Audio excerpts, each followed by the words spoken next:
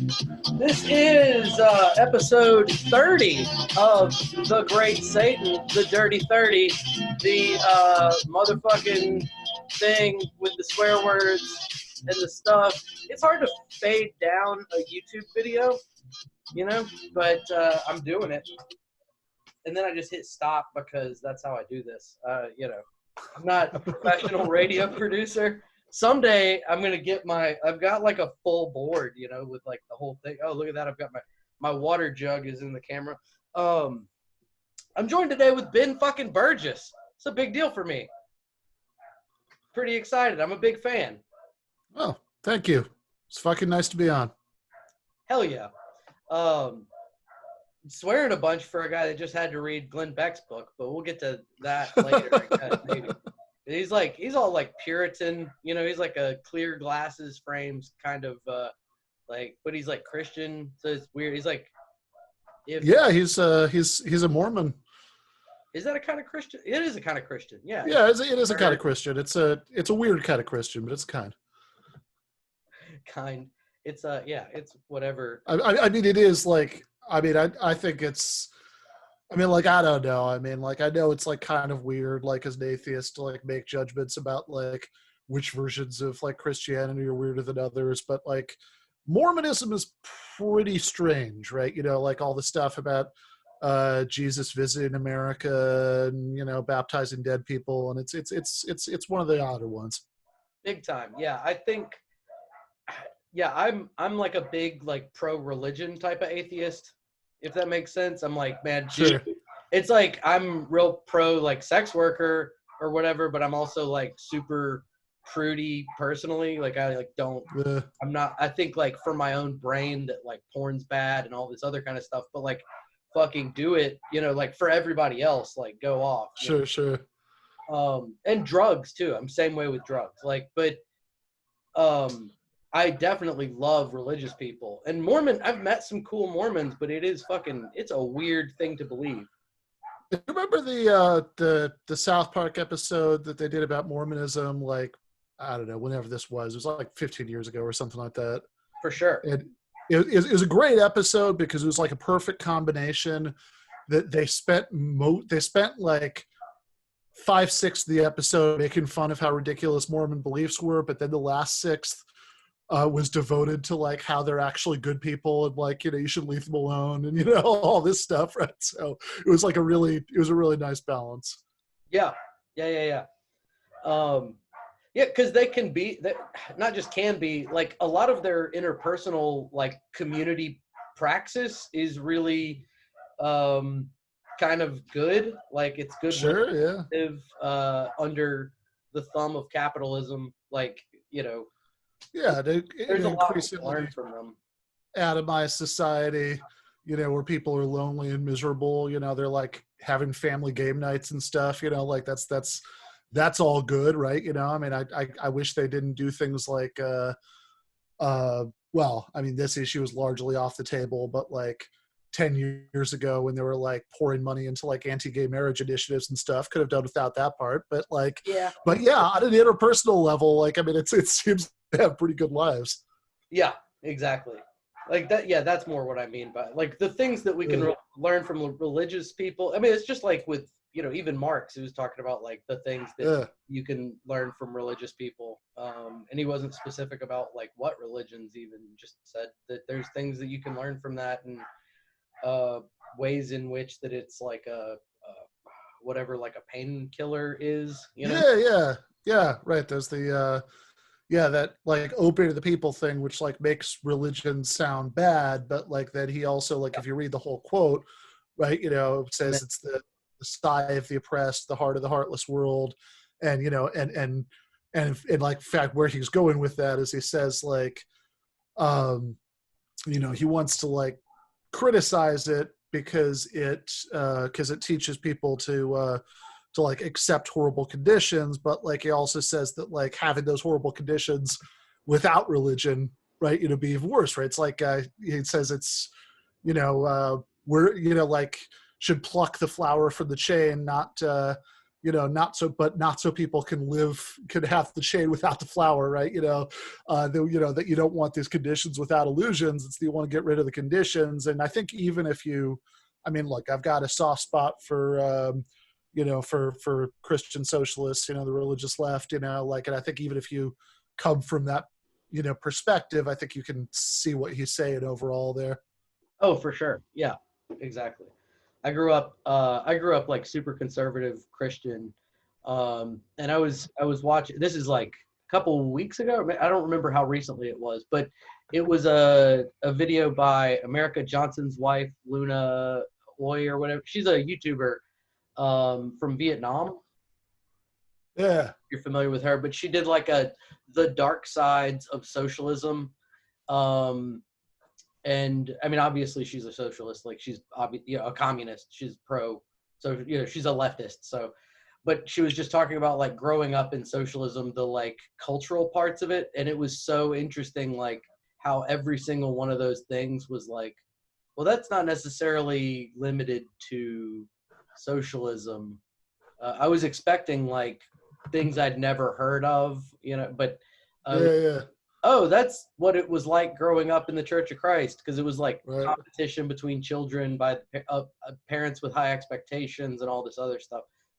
Like everybody's kind of looking at each other like, let's all do better, and which seems pretty positive. I think it can be negative, obviously, but yeah, no, but I mean, it does seem quite positive. And by the way, like shout out to Vietnam, they're crushing the coronavirus response. Like I remember seeing like a couple months ago this like government like PSA from Vietnam where they had this like dance music video with like little cartoon coronavirus, things being crushed and people washing their hands and things like that. And like whatever they're doing, it seems to have worked, because I was looking at this last night, and like the numbers there are like unbelievably low for a country of that size. Yeah, I want to say total cases was in the 3 digits, and deaths was 0. Yeah, I think at this point there have been a few deaths, but it's like almost 0. I mean, like I think it's like literally like 95 million people live in that country, and like 11 of them have died of coronavirus. Damn, that rocks. We have one of my favorite statistical like comparative numbers is toddlers that kill people with guns every day. So whenever I think about death, so they have a third of the number of people than us, right? As us, and they had 1/3 of the number of people die of coronavirus that we have die of toddlers shooting people on accident every day. Yeah, America. Yeah, I mean, look, if you want to make a freedom omelet, you got to break a few eggs. I'm a big pro-gun guy, but letting toddlers have them is not probably the best. Yeah, that's good. That's going too far. Yeah, I don't think toddlers should be carrying them. Not a big fan of that. You don't think the only solution to a bad toddler with a gun is a good toddler with a gun? Correct. And their kill-death ratio kind of sucks, too, because there's a lot of toddlers, and they're only killing 30 people a day. That's pretty shitty. It seems like a waste of ammo to give toddlers guns, is what I'm saying. Yeah, I'm against it. Yeah, I'm pretty against toddlers with guns. The current event, this has been like it's not just like a slow news week, it's like mind-numbingly slow news week, right? Yeah, they keep all the like news sources keep trying to like make me interested in who Joe Biden picks as his running mate, and like I'm just like doggedly not giving a shit about that whatsoever. But somehow I keep hearing about it. Yeah, they were anticipating it being this like they were anticipating it being a thing that they could build anticipation with. And that be like a positive thing, but really they've been doing it for so long that we're really tired of hearing about it.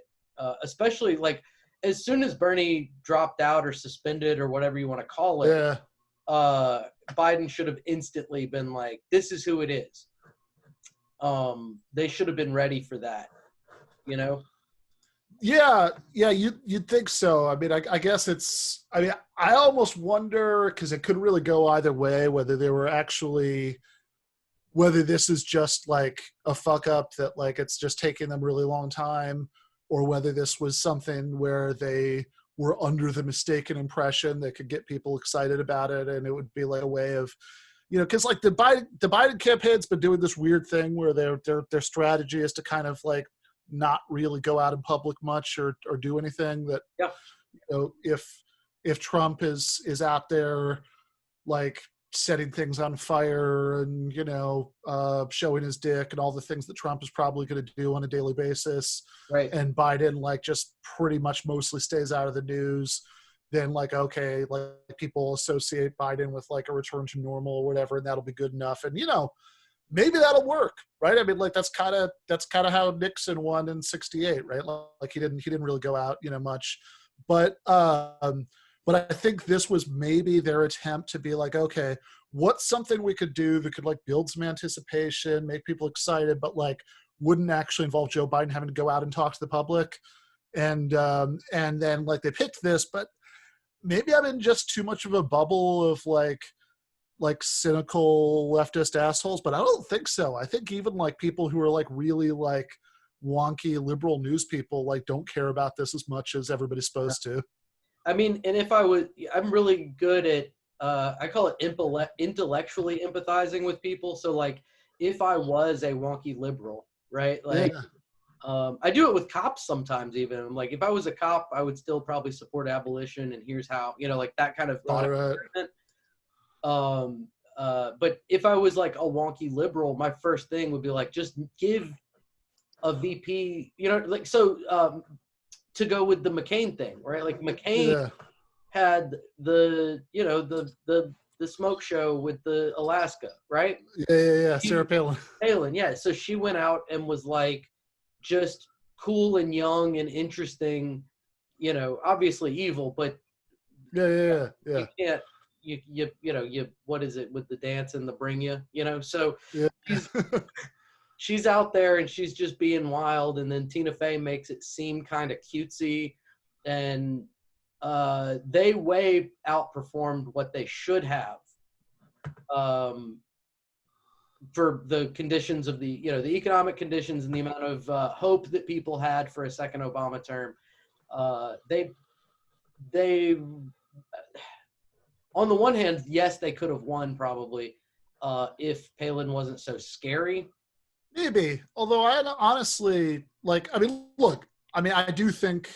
I mean, it's hard to say, right? Because like Palin was. I remember like Bill Maher, who might be like the least naturally funny person in the world, but did sometimes have good lines. I think mostly back when David Feldman was writing them for him. Like I remember him having a line about how like at first McCain got a little bump because of Palin, and then maybe it went in the other direction. He was like, yeah, maybe like people's first reaction was like, oh, you know, she's dumb like I am. I like her. Right. And then later it was like, well, I mean, I might not be the sharpest knife in the box, but you know, I'm not, you know, I'm not that, right? And there might be some truth to that, but honestly, I think that McCain might have won. Actually, I kind of think he probably would have won if the world economy hadn't melted down that year, like under the Republicans' watch. Like I think without that, like yeah, sure, like he could have, you know, like he could have won. Like I mean, like it seems so inevitable looking back on it, but it's really not. That like this guy who is like a first-term senator whose middle name was Hussein, you know, is the first like non-white, you know, president, like all that stuff, like, you know, like he shouldn't have just like, at the very least, I think if that hadn't happened, he wouldn't have like, even as being a naturally talented politician as Obama is, I don't think he would have cruised in there that easily. But you know, McCain was just like dealt like a terrible hand, and then Romney, like same deal, right? Like if anybody,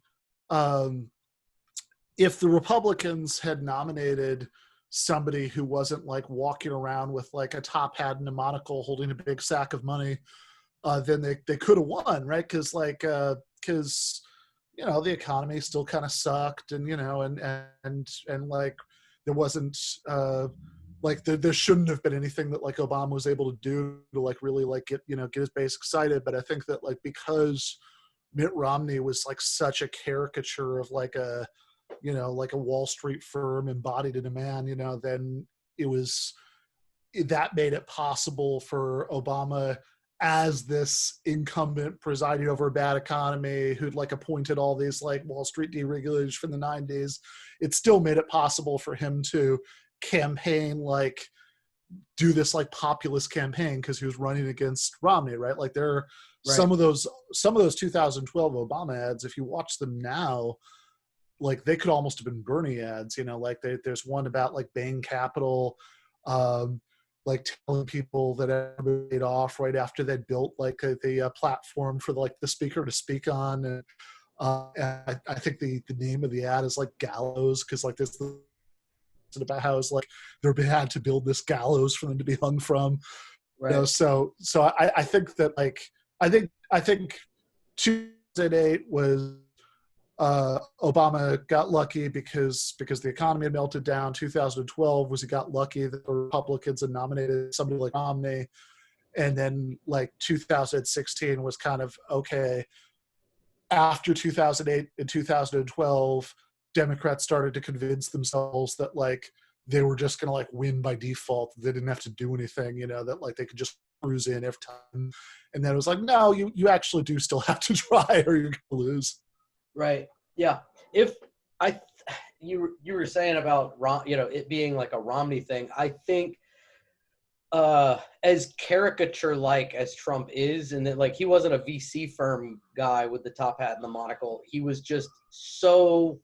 It was like Palin and Romney put together, right? He was like that's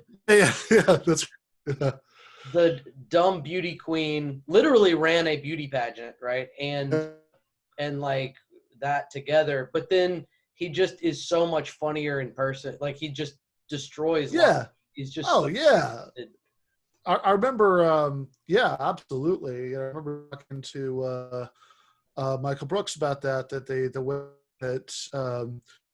way that like I think a lot of people who are like more far left were like more comfortable admitting than liberals were. Like we actually Trump really funny.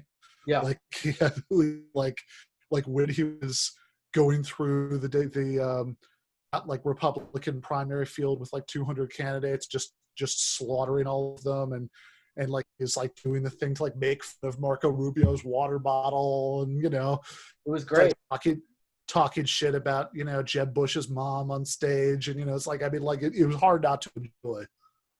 Yeah, it was. It was.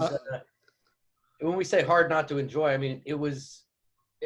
At the time, I think even the middle libs were thinking it was really funny during the primary. Yeah.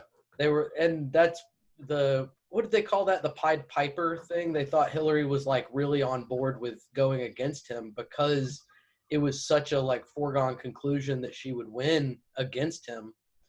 But then it turned out he was so much funnier. And then he's also a deserving target is the other part. Yeah, totally right. Like he was able to.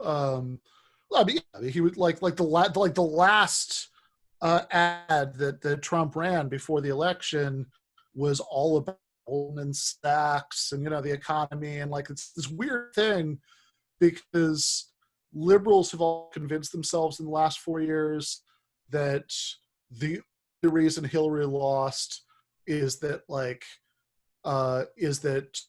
everybody like for some reason just became much more racist, you know, between 2012 and 2016, and like back that up, they'll point all these polls where like the single biggest determinant of whether you voted for Trump was your racial attitudes and all that. It's like, okay, fair enough, but like that's true about like all that shows is that like the Republican base is like, you know, sweat overflowing with racial anxieties, but that's been true since like what, Nixon, water, like that's not new, right? Like people who vote for Republicans like tend to like, you know, be more likely to have bad racial views. Like that's not new information. that's not why Trump won, right? In fact, if anything, he actually had a slight dip in his percentage of white voters from Romney. The reason Trump won is one, Hillary didn't actually try very hard because she had it in the bag, so she didn't campaign in my home state of Michigan. She was the first Democrat in decades to lose. She didn't campaign and was like lots of places she should have, right? And then two, Trump, like liberals like have turned like economic anxiety into like a punchline, but like actually no, those like Rust Belt swing states, that have suffered horribly because of deindustrialization, where a lot of people not entirely wrongly blame that on the trade pacts that her husband signed. Like that actually, like some of those places she won by so little that like the slightest wind would have changed the results. Yeah, of course some of that had to do with like, with like the economic conditions in those places and the fact that people were pissed off about them. And then the third reason that she lost is that, like, again, you look at Trump's numbers, there wasn't some like huge racist groundswell to elect him. Like he got fewer votes than Mitt Romney did. It's just that Clinton got a lot fewer votes than Obama did. And so yeah, I mean, like people didn't come out to vote for her because she wasn't exciting them. Like, and it just seems like such a basic thing. I mean, whatever, I guess maybe it won't matter this time because like we're undergoing a plague and a depression and like half the country is on fire, and that might be enough that like literally anybody could beat Trump this time. I mean, we'll see what happens between now and November, but like but certainly for like next time, 2024 or whatever, like the bad thing about this is this means like not going to learn anything, because they convinced themselves that it's racist groundswell, whatever, like they're determined not to learn that, like, oh yeah, if you nominate somebody who people who should be voting for you are super unexcited about, then you might lose. Right, exactly. It's been really informative to me too that like the country is way further left than we think it is. The whole Obama versus Hillary versus like Biden will probably, I don't know, win, lose, doesn't matter, flip a coin, will still learn the same lesson, and that is to get higher voter turnout means that you have whatever the dim is win. You run like a left, at least hopeful left with aesthetically left-y feelings. Like, yeah, like you said, with the, like Trump ran to Hillary's left. That's not, I don't think that's even up for debate. Like he talked in the Rust Belt about how NAFTA, which is like absolutely a right-wing thing, fucked everybody over. TPP also fucks over. Yeah, he certainly did on trade, and he was even saying things like, certainly, I don't know if this made it to Hillary's left on this stuff, but certainly way to the left of what you'd think from a Republican. Like, he lied and said he wasn't going to cut entitlements, right. And certainly on foreign policy, right? Like he was talking about how horrible the Iraq War was and how we shouldn't be doing things like that, right? So, like, even though there was a lot of like crazy right-wing racist stuff in there, right? Like in a lot of ways, like he was running, like, just judging by like the rhetoric, right? It's like he was running the kind of campaign that like, Bernie Sanders would have on like trade and foreign policy and all this shit, which is really interesting, right? That he could win, or at least win in enough, important states, that like running on that, right? Like certainly all that bullshit I remember hearing, back in like 2004 when Kerry lost and everybody was like, oh, well, it's just a center-right country. I must have heard that phrase like 1,000 times, it's like, well, no, right? Like, where we keep having, like, yeah, I mean, if we just kept having these elections forever where, like, the Republicans picked a, Republican and the Democrats picked somebody who was basically a Republican, and then like people chose between them, right? Then like it's easy to conclude this like, oh, everybody must be like halfway between those. But then like it turns, yeah. yeah. It's also crazy to be like 75% of the country doesn't vote. So let's assume because these 25% of the country that did vote, or whatever, 30, I can't remember the numbers from back then, but it's like this tiny fraction of the country votes. Let's decide what everybody believes based on that, and not look at voter turnout increases and decreases as any kind of indicator, you know? Or even just like, or even just polls, right? Like what do people actually say, you know, about issues, right? You know, because like there's not, because, you know, whatever, like I'm not under any illusions that like every single thing I care about, you know, there are like majorities on the right side of it, you know, but like certainly it's never really been the case that if you looked at that, like that kind of like what was pre-2016 considered to be like normal, respectable politics, where you were like, you know, pretty socially liberal, but like you also liked free trade, and you know, you also thought that we should like probably like cut social security and, you know, shit like that, right? Like like that's never been a majority position like that ever.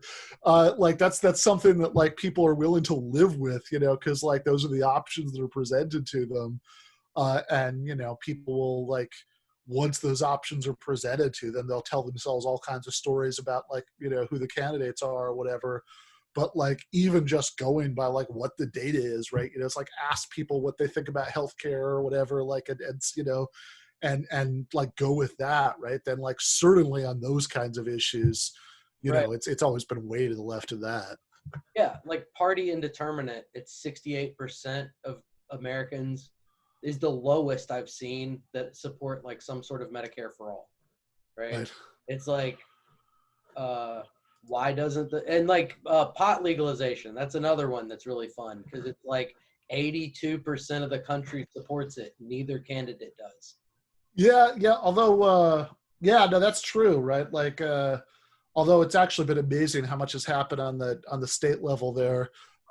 So right now, my wife and I are staying with my parents, you know, in Michigan, and my mom was just telling me that on like her, you know, and like kind of, you know, it's middle class, whatever, you know, neighborhood, right? You know, that like in her neighborhood Facebook group, there were people who were complaining about the price of marijuana, and I was just thinking, man, a lot's changed. That's you know, like that's, you know, and when I was in high school, I worried so much about hiding it. Right, exactly. Man, yeah, that's crazy.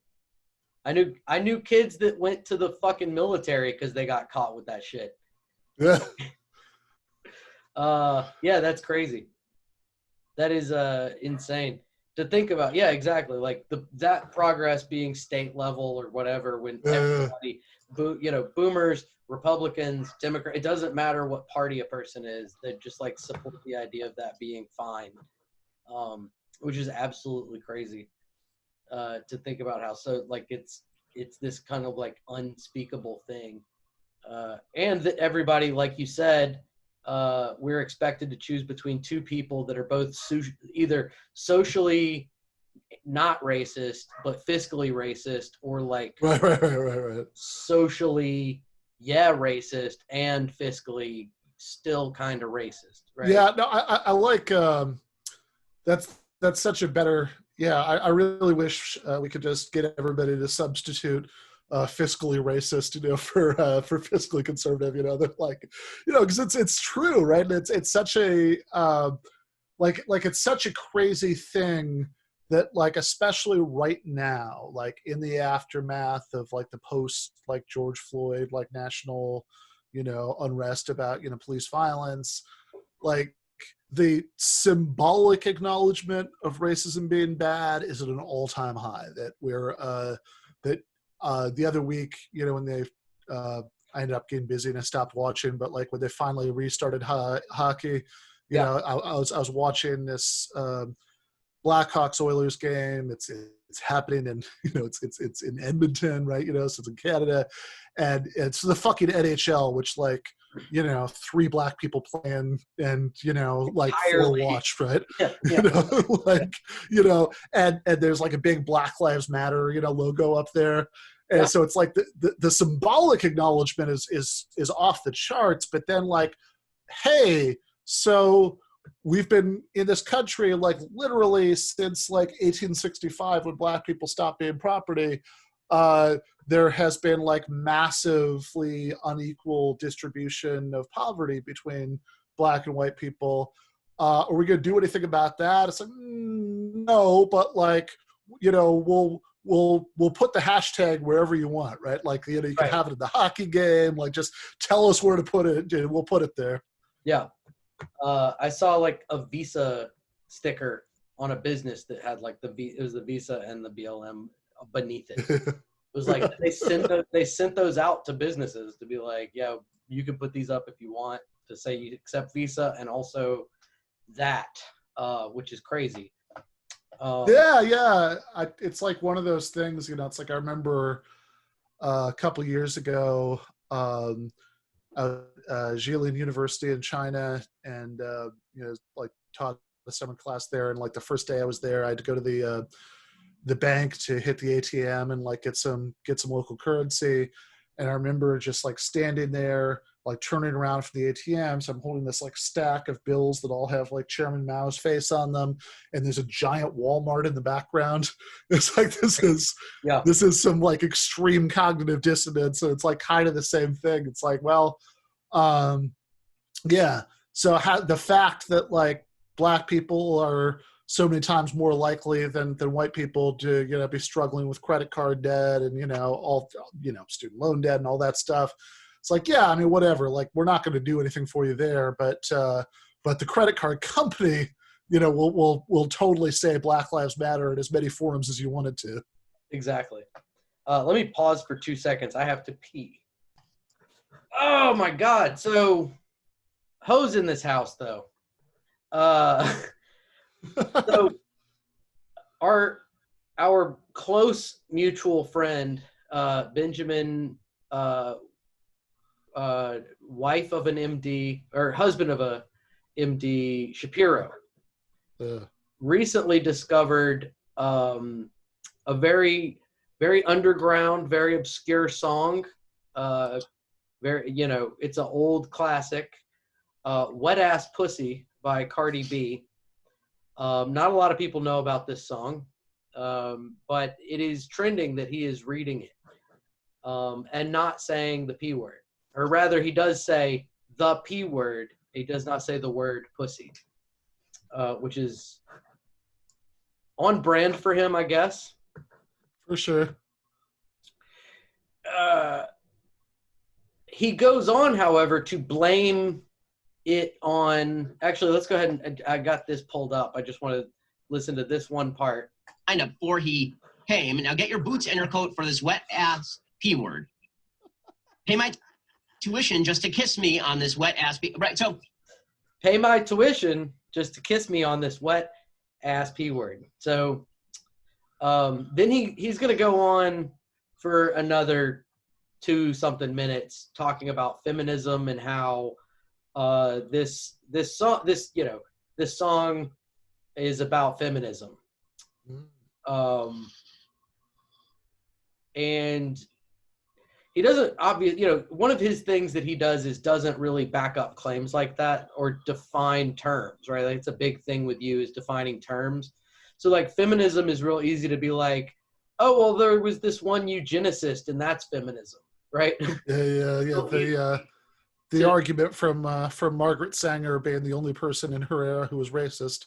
Right. Yeah. Exactly. You go, oh, well, there was this one racist, and that's where feminism comes from. Or like even Gloria Steinem, where you're like, she was, white and feminist. So like she was doing white feminism, funded by the CIA, of course, but also they ignore that part and say like, that's feminism. Or they say, Judith Butler's feminism, where like that's, performative gender is feminism. And like, so it's always about framing like what you are against yourself. Yeah, and of course you play that game in other directions, right? Like, I mean, it's kind of like, I mean, it's just stupid, right? It's like it's like, oh, conservatism, you mean like those people in the 19th century who didn't think that women should be allowed to vote, and like Richard Spencer, and Right. if you just like, if you just like want to pick examples of people who advocated a position and then work backwards and say like whatever the worst things those people also said are what anybody who shares that position says, then like all positions are terrible and everybody should just shut up. Right. Yeah. It basically it's ad hominem kind of, because you focus on it. No, it's actually ad hominem, right? Like this is something that always drives me crazy, because people always misuse that word, like to, like basically if you see a pundit saying ad hominem, what they're using it to mean is like saying something mean, right? But like, yeah, exactly. But like, like a fallacy, that's supposed to be like you're reasoning badly, right? You're saying something that doesn't follow from what it's supposed to follow from. And just being a dick is not a fallacy, right? Like there might be other good reasons not to do it, right? But that's not one of them. But so people wildly misuse it. It's like, oh, anytime you're being too mean, right? That's ad hominem. But like actual ad hominem is when you're saying like, Margaret Sanger, believed in eugenics, therefore she was wrong to believe that women should be equal. Right. Exactly. Yeah. Or that you're not allowed to sing just because like one woman sings about having a pussy. Which is definitely something feminists invented. Yeah, exactly. Yeah, there was never vaginal moisture before That's right. feminism. And also it's like saying that all women have vaginas in the first place, Yeah. It's also like a feminist position to say that, of course, Yeah. Now, vaginal moisture was I believe, invented by Gloria Steinem in 1968. Yeah, the CIA told her to spend money developing KY jelly as like a shaming for people that don't have wet pussies, to make them wetter. And pussier, of course. And whiter. I think they whitened back then. They used KY jelly because she was very shout ovary, Ooh. Yeah. No, I mean, it's actually one of the most successful things that the feminist movement has ever done. So really it was a great victory.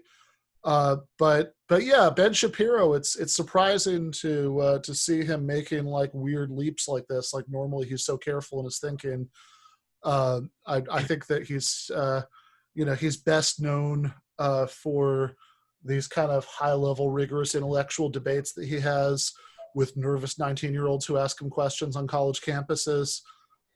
Yeah, it's crazy when someone presents an argument to him, he usually is very good at seeing the best possible thing that argument could be and addressing it thusly, Yeah, no, for sure. That is exactly what he does. He definitely doesn't just speak really quickly and sound confident and benefit from a general assumption that, okay, he's 4 foot tall and his voice sounds like a chipmunk, right? Like an animated chipmunk. So therefore, since he's so like ludicrous in every other way, he must be really smart, right? It's like that old Saturday Night Live, ad, with a name like that, it must be good, right? Like if you're gonna, like if the packaging is that bad, then like what's underneath, like just must be some kind of crazy genius. Right,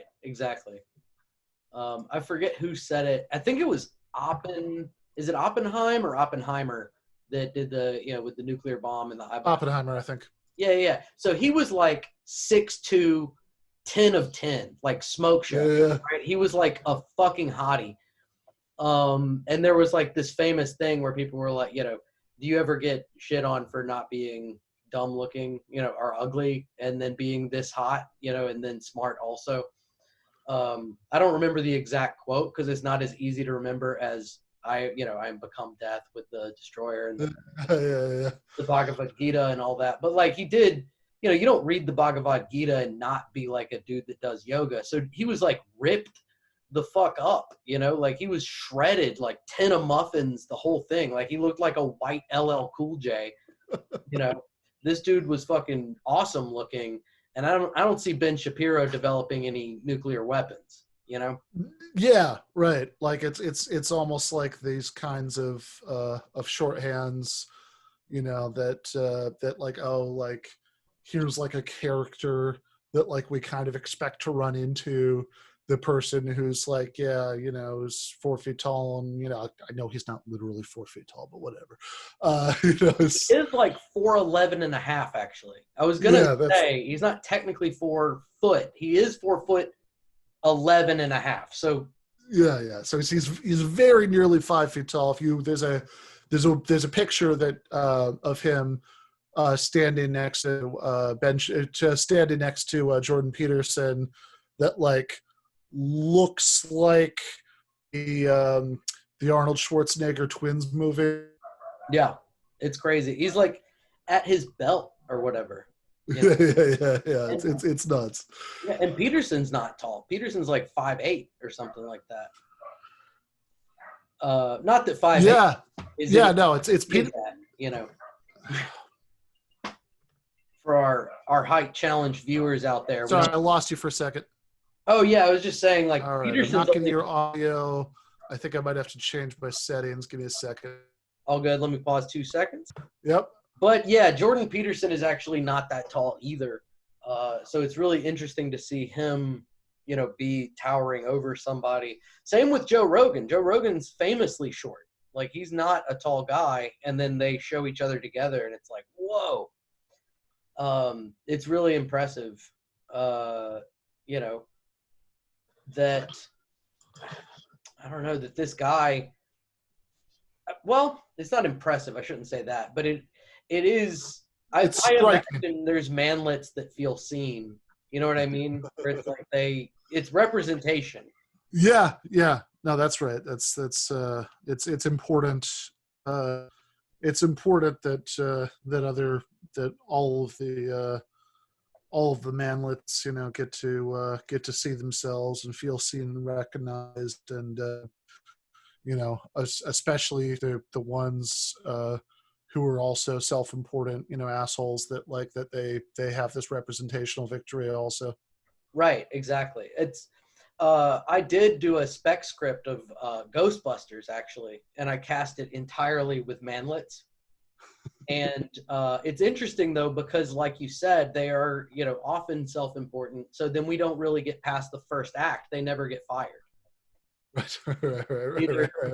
Neither of them ever get fired. They just keep capitulating and then dominating, and Yeah. Well, that's actually in Glenn Beck's book. Whatever. Well, just for the sake of convenience, we'll keep calling it Glenn Beck's book. Right. Although, if you read the fine print, I'm pretty sure a couple other people wrote that. But anyway, with Glenn Beck's name on it, he actually has. I swear to God, I'm not making this up. He brings up Ghostbusters in the section on environmental stuff because the bad guy was the EPA enforcer, right. And he's like using it to talk about like the evils of regulation. So so the idea, I guess, right, is that all right, you might be real concerned about like lead in the drinking water and global warming, chipping away at the amount of land on Earth that's habitable for human beings.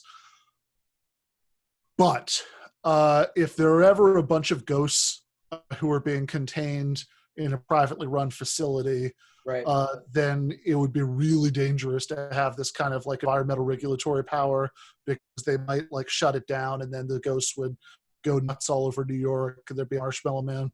Right, exactly. Yeah, Ghostbusters 2 is a libertarian wet dream first act. You know, the first act is the EPA causing a massive Yeah, and there is, like, I love that movie, but there is some stuff scattered around it, like at the very beginning, right? As you say, the first act is they get fired, you know, from the university. They're talking about, you know, going into business, and one of them actually says, "Oh, you know, like that's gonna be so much harder in the private sector. You know, they actually expect results." You know, it's like, oh my God, was William F. Buckley a script consultant on this movie? right, exactly. I think he was actually. Or it was just the zeitgeist of the time. You know, that was the other crazy thing is like because everybody just did mountains of fucking blow and drove fast cars, you know, they all thought that like, I mean, and you could, if you do blow, you can knock Ayn Rand books out in like a fortnight or you know, you can knock them out fast. So they all read fucking Ayn Rand, right? And they were weirdly sexually adventurous and all kinds of other creepy shit, right? So then, of course, nerds that read real books are going to be looked down upon because, like, they don't have like diamond mines and slaves. You know, like you just get rich easy. Come on, you're not smart if you don't just get easy rich.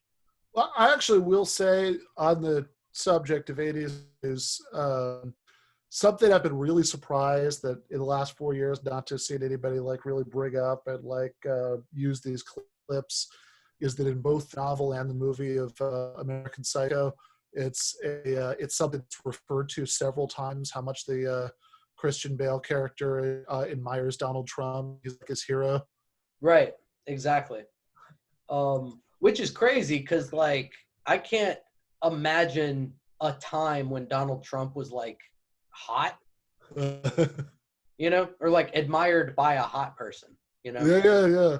So yeah, I don't know if it's one of those things. Like, actually, I'd be curious. I talked to somebody who knows about like whether that was like just a normal thing for some business asshole at Patrick Bateman's level in the 80s to like be really into Trump, or whether that was one of those things like his love of Huey Lewis in the news that was like sort of thrown into, you know, like to sort of establish that he's this strange nerd. right, exactly. And I think it's a combination of both because just like Huey Lewis in the news is, there are things. I mean, I could kind of go on a while about how good that band is as a band and how subtle. Yeah. There's a bunch of great things about that band, but they are thrown as like a this is. Yeah, I mean, whatever you think of Huey Lewis, the way it's treated in the movie is definitely like, look at this guy talking about his like weird musical taste just before he kills someone. Right, exactly. And so his love of Trump is also kind of thrown out there as like this is. It's like if I was to make a novel about a stoner and it's written today, I would say that they like Joe Rogan, right? Yeah. That's not a condemnation of Joe Rogan or a thing saying that Joe Rogan is good or bad. There's no value. Yeah. It would just be like, yeah, of course that guy would like Joe Rogan. Right. Yeah. No, you know. Because there are other cultural references to Trump, and some of them are like, you know, positive, of course, like, you know, Donald Trump, black version by the time, right? Where it's like, you just want to be rich. So did you just use that as a catch-all phrase for that? And I don't think Prince was like particularly admiring Donald Trump. Right. Yeah. No, that seems. Yeah. So Glenn Beck's book, you've got a review coming out of that. You've just started a podcast also, we should know. Yeah. So the Glenn Beck, so I co-wrote a review of that with Nathan Robinson, and it's going to be in the new print issue of Current Affairs, which is going out to subscribers next few weeks, I think. Nice. And yeah, also very excited. Yeah, started a new podcast. Yeah, I mean, without you know, getting into all this and like really bringing people down in the last 2 minutes of the show, you know, I'm sure a lot of people are aware that you know, my good friend and collaborator Michael Brooks passed away, and you know, in the aftermath of that, kind of like, you know, spent a lot of time thinking about what, you know, plans for the future looked like, and you know, and you know, anyway, whatever. I'm not gonna get into all that. But very excited about one thing that came out of that, which is the podcast. So it's called "Give Them an Argument," you know, like the book is, and the first episode, as we are recording this on Monday the 10th, just came out today, over the weekend. So it's up on Spotify and YouTube and all that now. It's probably going to take a little longer before, you know, there's probably going to be a delay of like a week or two before it's out on like iTunes. But whenever, you know, and however people do get a chance to listen, was really happy with it. So the first episode has Matt Leck from the Michael Brooks Show, Harvey J.K. is radical historian, Bhaskar Sankara is the editor of Jacobin, Nice. and Liza Featherstone, who's a columnist who wrote a really interesting article on DSA's you know, election victories in New York, and yeah, it's very like, you know, like I was really happy that they all came on, and I'm cautiously optimistic that, you know, I fucked up that hand too badly, and yeah, so please check that out. Give them an argument. Absolutely. And easy to remember, Give Them an Argument, Logic for the Left, Zero Books Publishing. Both are the same title. So like you said, easy to do. I'm going to throw a link to that first episode on the YouTube version of this in the show notes. So if you're listening to this, it's right there. Go ahead and click it. You can listen right immediately after this. Ben Burgis, thank you for coming on again. This is The Great Satan. I am Jason Fifi. All right. Thanks, Jason. Thanks, Ben.